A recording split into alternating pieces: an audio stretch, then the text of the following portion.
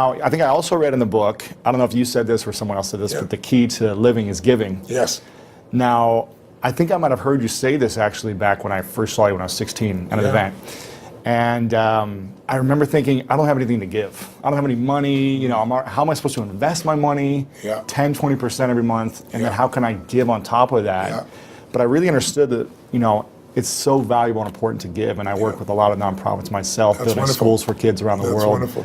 And I've seen a big impact in my life, in the way I'm able to serve people. Sir John Templeton told me that he's never seen anyone tithe, which, you know, tithing is usually 10% of what you earn, for at least a decade who didn't become incredibly financially free. Wow. And I think the reason is, I had a moment like when my whole life changed. It was kind of twofold. I was really young, like yourself back then, right? Working my tail off, trying to build a business. And you have big goals, you know, you don't always succeed to start with. It just come together, right? You know, it was hard. And I remember I was so frustrated because I was working 18-hour days and nothing was working and I was broke and I felt embarrassed, you know, I should be doing better than this. Sure. And so I was driving home from Orange County on the 57th freeway in San Gabriel Valley out near a place in Pomona, California. It probably doesn't matter anybody else, but I remember it so vividly because it was almost midnight. And I was at this breaking point. And then I was like, why am I not, you know, doing better? And then I just pulled over the road, and I used to keep these journals. I still have them, written journals. And I wrote in big lines, you know, the secret to living is giving. And I started to cry. And I realized, I am so focused on what am I not getting. Receiving. I'm not focusing on what I'm giving. So for 6 months, man, it turned me around. But then, you know, something else to get in your body. It was in my head, it was in my heart, but it had to get in there to stay. And I started going through some really tough times, and I lost everything financially. And I was mad at everybody because, like, I'd loaned a friend $1,000, and, you know, I'd been doing well, and he didn't even return my phone call. And what changed me was I was down to, I don't know, 22, 23 bucks, something like that. I don't know, it was $24. Enough that I knew that I didn't have money for food for the next week, clearly. And I didn't have any prospects. And I was living in Venice in this 400 square foot bachelor apartment, feeling sorry for myself, getting pissed off. And I thought, you know what, I gotta eat. So I'm not gonna drive my car because I'm not gonna spend the gas. I'm not gonna pay for parking. Sure. I'm gonna go to an all you can eat place and load up for the winter, right? So I can get more, like one meal a day. Right. And so there's a place called Marina del Rey, not far from Venice. And it's a beautiful community, and it's right on the water. And there's a place called El Chorito. It's still there. It's a little restaurant. It had taco bar and all that kind of stuff. So I walked there for the 3 miles, and I go, okay, I'm going to go and load up. And it was all about myself and getting through this. And this woman walked through the door, actually a very attractive lady. That's probably why I caught my attention. And I went to see who her boyfriend is, and there's nobody up there. There's a little guy down here.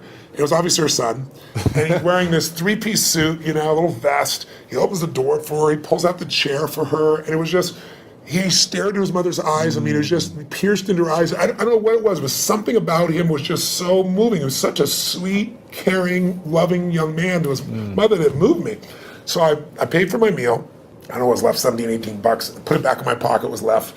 Walked up to this young man, introduced myself, and I said, hi, I don't remember his name. I think he said his name was Ronnie. And I said, Ronnie, I said, you're a class act. I saw how you opened the door for your lady. I saw you held out the chair for your lady. He goes, she's my mom. I said, that's even more classy. Right. And I said, so cool that you're taking her out to lunch like this. And he goes, well, I'm not really taking a lunch because I'm just 11 and I don't have a job, you know. Right. I said, yes, you are. And I had no plan. I just reached in my pocket, took all the money I had, changed dollar bills, and threw it right there in front of him.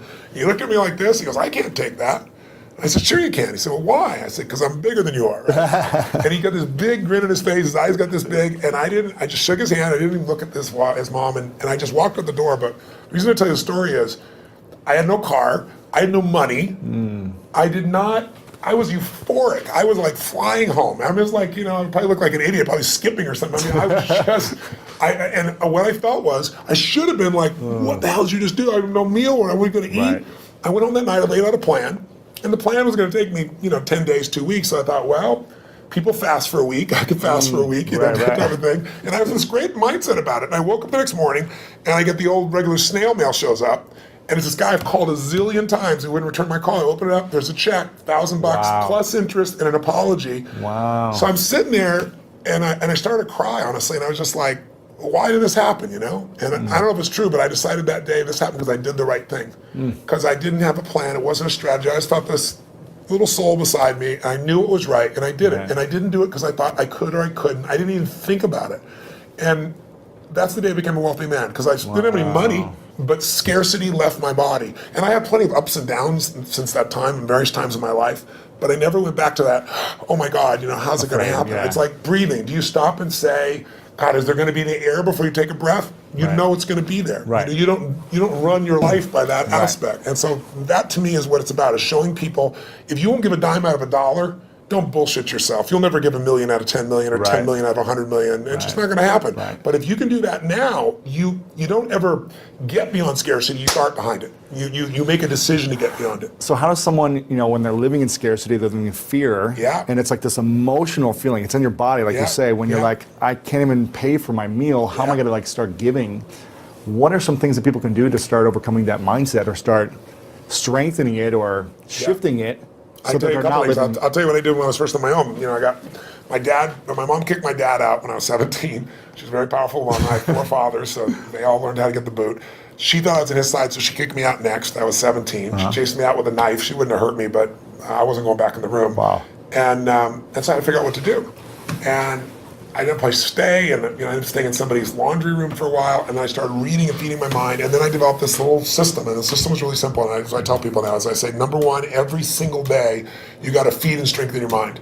Until you do that, you're always going to be in fear, because fear is automatic. The human brain is designed for survival. It's not designed for success. Your brain is not designed to make you happy. That's your job. And the only way you're going to do it is if you feed your mind, because otherwise, weeds grow automatically. My coach, my mentor, Jim Rohn, used to tell me, so Tony, every day you got to stand guard at the door of your mind. You got to watch what's going in, because if you're not careful, stuff will go in. And he said, all the times it's somebody who cares about you. He said, if your family, if your worst enemy puts sugar in your coffee, he said, what happens? I said, you got sweet coffee. He goes, what if your best friend by accident, or your family, don't mean to, they drop 1 drop of strychnine in your coffee, you're dead. He said, so life, sugar, and strychnine, and watch your coffee, Right. So every day I decided, I'm old enough, honestly, there was no internet those days, and pretty ancient. I used to go to the library, because it's the only place you go. And I'd read biographies, I'd read people's lives, and it'd make me go, wait a second, as bad as I think it is, the greatest people in the world had it worse. Sure. So there's something here. So you feed your mind. Jim Rohn used to say to me, skip a meal, but don't skip reading. He said, read 30 minutes a day, I don't give a damn what it is. And today, I don't mean internet crap, I mean, read something, a biography, read something that's a strategy, read something that's going to change your life. Then the second thing I tell people is feeding your mind's great, but you got to also strengthen your body. And you do that as an athlete naturally. I learned to do that because fear is physical, right? You know where you feel it. And if you go work out, if you go lift, if you go run, even if you're out of shape, you just go for an intense walk, that experience alone changes your life. Every day of my life, the first thing I do before I do my priming, if I'm at one of my homes, I jump in some hot water for fun, and then I jump in freezing water. And I have, a river, in one of my homes in Sun Valley, and I've got cold plunges everywhere else. So I go in 57-degree water, boom. And what it does is it's teaching my brain, I tell my brain what to do, and it does it. It doesn't feel like it, doesn't want to do it, and every cell in your body is alive, right? So it doesn't have to be 2 hours worth of something. It can be something you do for 30 seconds, but it's training your body to be strong, because a strong body creates a strong mind, and vice versa. The third thing I tell people is find a role model. It seems impossible till you see somebody who's done it. So, Ray Dalio is one of the greatest investors in history. The guy was a caddy, right? His dad was a jazz musician. His mom was a homemaker. He's worth $14 billion. He found someone to mentor him. He found multiple people to model. Right. You don't always find a mentor, but you find somebody you can model.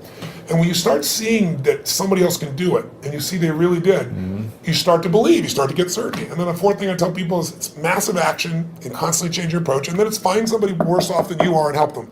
Because when you do that, it gets you out of yourself. And that's what I really have people do. That's what we do at Thanksgiving. We have our basket brigade where 2 million people get fed. Amazing. Not the one I do, the one that I get people to do. And it's amazing. People go in there and they see, my God, I thought my life was tough, but look at this person's life. It makes you appreciative. It puts life in perspective. Yeah, very cool. Now, talking about feeding the mind, if you could only leave 3 books behind, it's the end of your life. To who? 3 books behind to your kids. Yes. And or the message to the world of here's the 3 most important books that you should read. That's tough. What are those 3 books that all the books I've read through? You only pick 3. That's a tough one. I don't know if I can do that, but I'll tell 3 off the top of my head. I'd say Man's Search for Meaning, Viktor Frankl, because all of us in our lives are going to experience extreme stress. I don't care how much money you have, I don't care how many people love or respect you, you'll have your time. It might be a health issue in your family, it might be something happens to the economy, something happens to all of us. And so to see how people that were put in the most insane, unjust environment, people that were in Auschwitz, how they dealt with that unbelievable situation and how the ones that thrived in spite of it, and to go through Viktor Frankl's way of understanding how to create meaning in your life, I don't think there's a more important book. I think maybe another one might be As a Man Thinketh, because it's a book that you can read dozens of times in your life. It's small, and it's the core of everything. As you think, so you are. I mean, obviously the Bible is an extraordinary book, or whatever religious document a person believes. I'm personally a Christian, but I tell people whatever you believe, you need to practice it, whatever it is. Right. Because there are many different ways of connecting, to what has created us. And then that's 3 already, but I give you one more. I think another one that's important would be understanding the life cycles of humanity. There's a book called Generations. It's a big book. It's, I think, 1,000 pages, 800 pages. Bigger than this book. Much bigger than this book. But it's a book worth reading because it shows you how, as every 100 years, 80 to 100 years, we run through the same cycles. Like what we've just gone through economically in 2008 happened 80 years before. And you can go through 1,000 years of Roman history and you see it. And when you begin to be able to anticipate what's coming, you know how to take advantage of the season. Some people freeze to death in the winter. People that are prepared might snowboard or ski and have a good time. Right. So it's a brilliant book, and it's by Strauss and Howe. It's worth reading. Cool. All right. So those are 4. I'm curious. Why didn't you recommend one of your books? I don't think I'm the greatest book in history. I'm just teasing. I'd frankly have put some in an event. Exactly. Yeah. Events are incredible. This is a question from your son. Yes. And I said, is there any question you haven't asked your dad that you're still curious about? And he said, yeah. He's pretty calm, actually. He's a calm guy. He's not outrageous like you. He's pretty outrageous. And he said, my dad does everything on such a big scale. Everything is big. Everything is huge, impactful. It's like the biggest it can be, the best it can be. Yeah. He said, but I wonder what something small he's done that he's so proud of. So is there something small you've done? An example was you giving money to, that child. It was a great example of that. But is there something recently you've done that's so small that you're like really proud of? A lot of people don't think proud is a good term. I think it actually is. Ego is edging God out. That's when you make shit up to make yourself feel good. But I think if you've really done something, you have, and no one could take that from you. And so I'm proud of who I am as a man. I'm proud of the things that, what goes on when the camera's not on. And there are people around me all the time that will tell other people stories about what I'm really like, so I don't have to communicate that to people. It gets shared. So I don't know. There's so many things in life. I don't measure them as big versus small. Sure. My wife was somebody who would see one person and be thrilled, and I had to see 10,000. I think so. She's balanced it out for me. I feel like life is short, and while you're here, I want to have the most impact that I can. So I go deep and I go wide. But every interaction to me is an important interaction, and sometimes that interaction is just being kind. I know it sounds stupid, but kindness can, to the right place and the right time. Somebody can be suicidal. You don't know it. You're being kind, and it changes their state. Yeah. There's an interesting story of there's a gentleman who wanted to kill Nixon, and he couldn't get access to Nixon. It's a true story. And so he wrote a journal. That's how we know the details of it. And he decided he's going to go after Wallace and going to shoot Wallace. And he actually did do that shooting. And when they read his journal, it was fascinating. He didn't want to kill Nixon because he didn't like him or Wallace. He just wanted to be famous. He wanted to be worth something. And one of the reasons he didn't kill Nixon is he was going after Nixon, and he was this far from the president, and an old woman bumped into him just as he's reaching his pocket to get this gun. And in the middle of this, everything's frenzied. He wants to shoot, become the most famous man, another one of those assassins. And this woman grabbed his hand and said, "I'm so sorry. I'm just so sorry." Really? And he said in his journal afterwards, his hand was on the gun. Wow. And her looking in his eyes with this love in her eyes and this kindness in her eyes, he said, "I couldn't make her witness that," and he put the gun away. Oh, man. That saved Nixon's life. Wow. Right. So he went after Wallace, But that's the power of a moment of kindness. So I think we underestimate. Somebody came and fed my family when I was 11 years old. Obviously the person must not be alive still because I've told the story these last 20 years. And they haven't reached out to me. Yeah. But imagine what the impact of that was by that one little act of kindness. Crazy. Yeah. Amazing. So you go back to 31. You're 31. You're my age. Yeah. What are the 3 things you do with your money based on the information in this book? We talk a lot about asset allocation. Yes. The fees, understanding where you're putting your money, and understanding finding a fiduciary, right? Yes. We talk a lot about that, but what would you do if you're making... Knowing what I know today? Yeah, go back, you're 31 years old, what would you be doing? Well, three things you do first.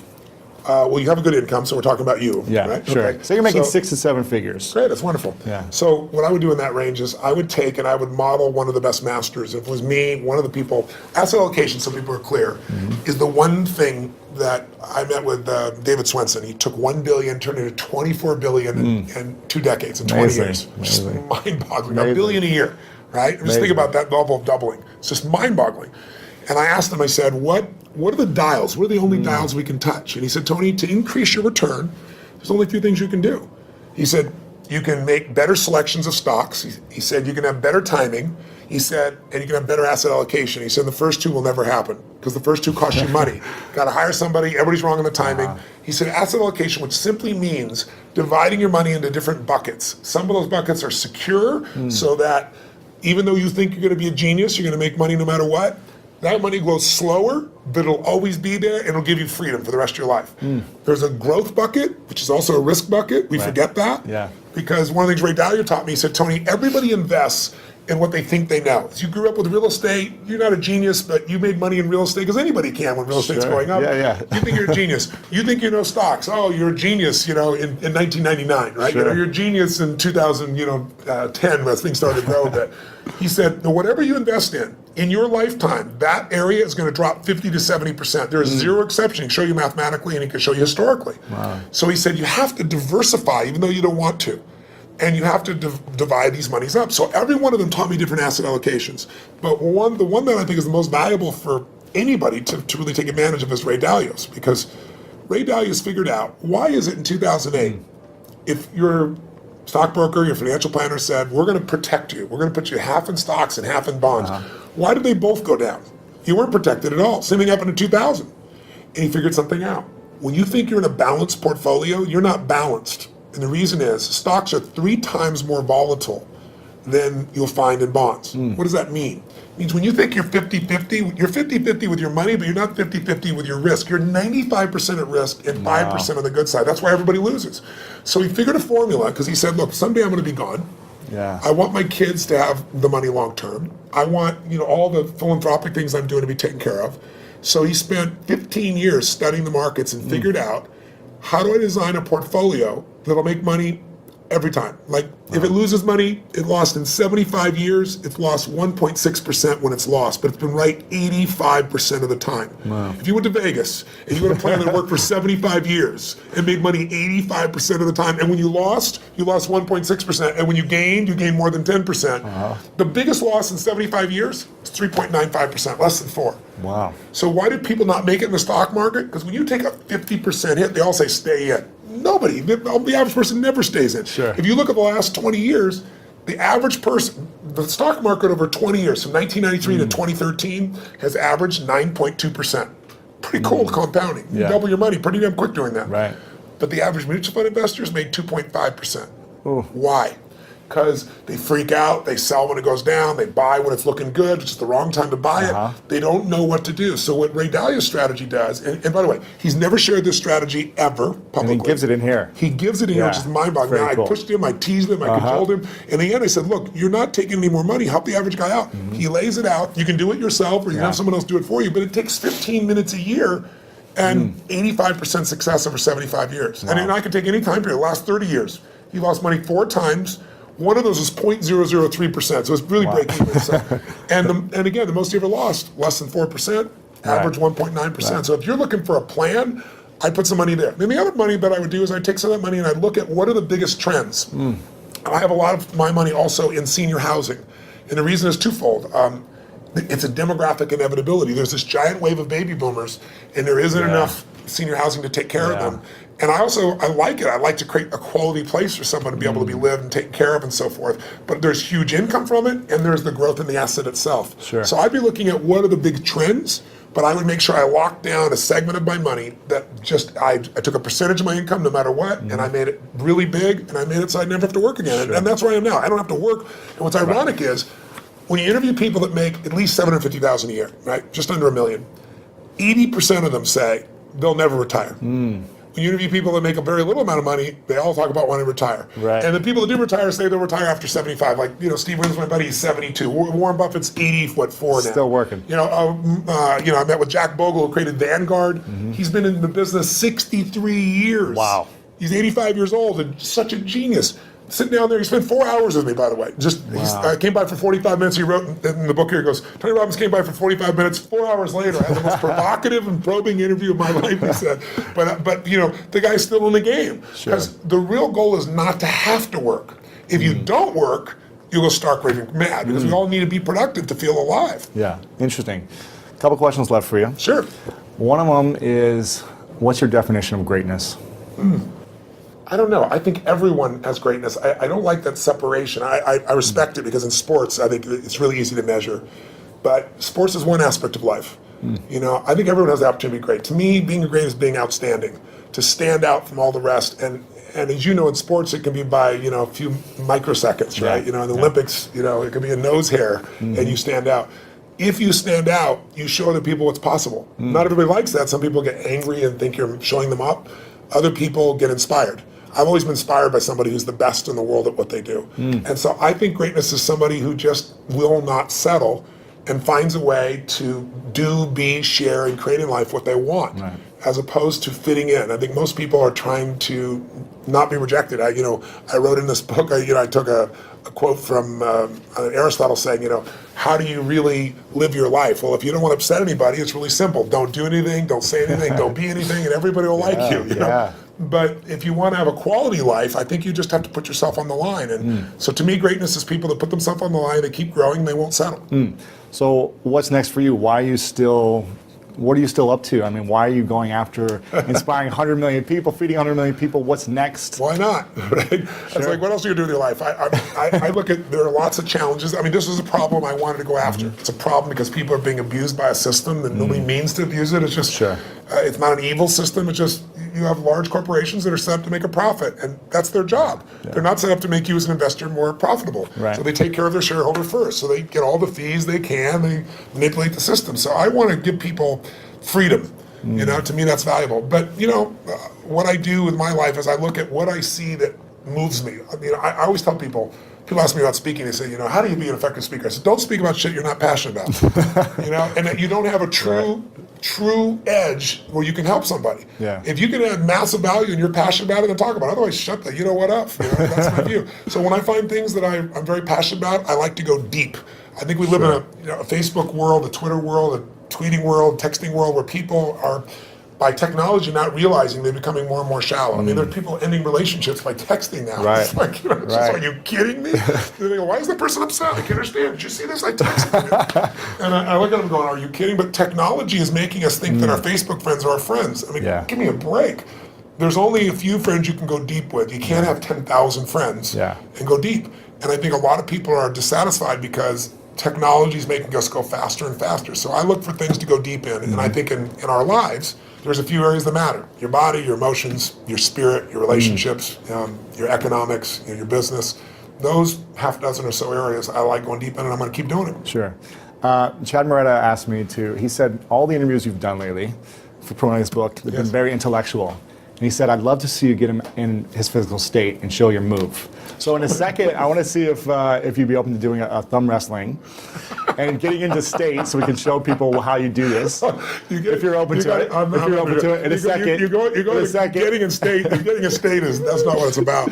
So go ahead. I would love to see how you get into it right before you're going on stage or whatever. I don't go to state to thumb wrestle. Trust me. Arm wrestle? Yeah, no, good. But before we do that, if you're open to it, I just want to acknowledge you, Tony. I think it's you've had a huge impact on my life and so many people. I posted last night, I'm going to be interviewing Tony. Is there any questions you guys might have? And hundreds of comments and questions of people saying how you've impacted their lives. So I just want to say thank you for creating the spark for so many people, including myself when I was 16 and watched you for the first time. Where did you come to the seminar? It was in St. Louis, Missouri, at the Javits Center back in the day. It was I don't think it was UPW. It was like... It's a one-day event, wasn't it? It might have been 1 or 2 day. I remember it was like...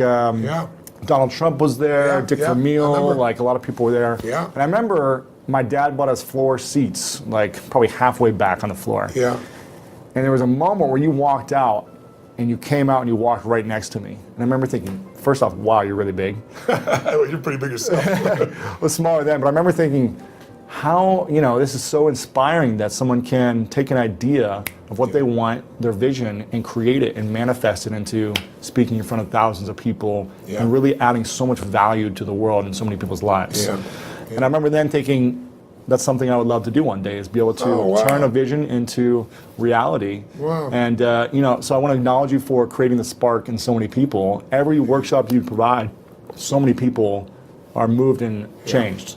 And so I think it's so powerful what you've created, and I want to acknowledge you for that. I really appreciate it. That's wonderful. I'm glad to know that was one of your triggers. That's very cool. So, thank you. Very cool. I'd love to do this move if you could do it. If you're open to get it up. So what do you want to do? You want to thumb wrestle? I want to see you do your move, if you can show. No. You open to it? No? Okay, let's thumb wrestle. It's just totally artificial. Let's thumb it's wrestle. like me talking about passion, right? I said don't do it if you're not passionate. I'm not a passionate thumb wrestle, but how do we do this? So we're going to do 1, 2, 3, 4, I declare thumb war. Okay, have you ever done this before? No, go for it. Okay. Oh, we just do it? You got to get my thumb down. You got to hold it for 3 seconds. Okay. You got big hands. Okay, this is going to go on for 20 minutes? Oh, you got me. I think you gave it to me. You gave it to me too easily. Dr. Robbins, thank you so much, man. I appreciate it. Thank you so much.